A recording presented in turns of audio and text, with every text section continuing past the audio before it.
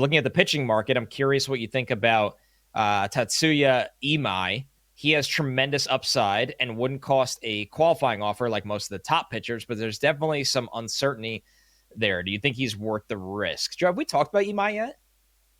Kind of like when Like briefly mentioned in here, our pitching yeah, preview, I think. yeah. We haven't done much on him.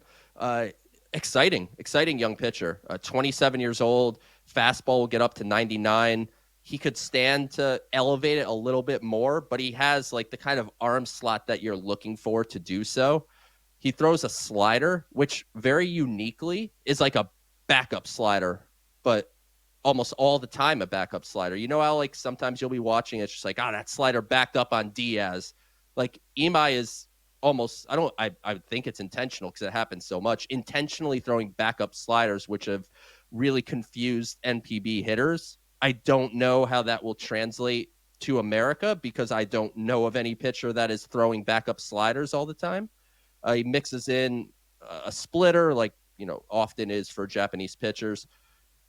Talking to a couple people about him, projection kind of like a mid-rotation starter. So I don't think you're signing Imai with the idea of him being your ace. Like I think he projects more like a number 3, but has really good stuff, and maybe the right pitching system can pull just a little bit more out of him.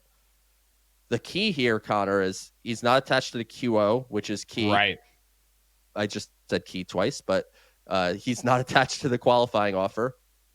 I wouldn't be surprised if Tatsuya Imai got more money than Framber Valdez got, or more money than Dylan Cease got. He's The way market, younger. I think, yeah, he's younger.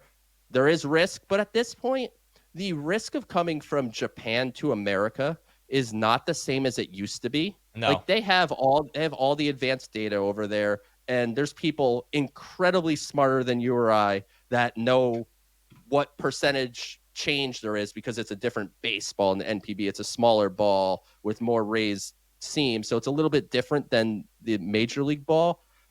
But they have algorithms to tell you kind of like what's the percentage drop off you could expect. But Imai's a guy that I know the Mets are interested in, and Andy Martino has reported as such. Now it's just a matter of what his market ultimately looks like, and it could be, well over $100 million, maybe even creeping a little bit closer to 2. Yeah, I'm fascinated by him because once again, it's a younger arm.